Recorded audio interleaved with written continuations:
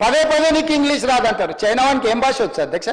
German వాళ్ళకి ఏం భాష వచ్చు అధ్యక్ష? జపాన్ వాళ్ళకి ఏం భాష వచ్చు అధ్యక్ష? ఎవరికైనా ఇంగ్లీష్ వచ్చా? మెస్సీకి ఏమొస్తుంది అధ్యక్ష? మా మిత్రుడు శ్రీధర్ రేపు మెస్సీకి స్పానిష్ తప్ప ఏం రాదు అధ్యక్ష. ఆటగానికి ఆట తెలవాలి అధ్యక్ష. పరిపాలన చేసేటువంటి పాలన తెలవాలి అధ్యక్ష. భాష అనేది మాట్లాడుకోవడానికి పనికొచ్చేది అధ్యక్ష. భాష జ్ఞానం కాదు, భాష విజ్ఞానం కాదు. అమెరికాలో బిచ్చమెత్తుకునేటువంటి బాత్రూమ్లు గడేటువంటి కూడా ఇంగ్లీష్ అవుతుంది. ఆడ పుట్టినోడు పెరిగినోడు సచ్చినోడు అందరూ ఇంగ్లీషే మాట్లాడతారు. ఆడ వేరే భాషనే రాదు. వాళ్ళు తెలుగు మాట్లాడమని చూస్తా అమెరికా వాడిని తీసుకొచ్చి. అమెరికాలో బాత్రూమ్ గడగడానికి మీరు చుట్టాలు ఇంటికి పోయినప్పుడు ఫ్రెండ్స్ ఇంటికి పోయినప్పుడు బాత్రూమ్ గడిగేటోడు వస్తాడు కదా, అడిగా అధ్యక్ష ఏం భాష వస్తే ఇంగ్లీష్లో మాట్లాడతాడు. అమెరికాలో బాత్రూమ్ గడిగేటోడు కూడా ఇంగ్లీషే మాట్లాడతాడు.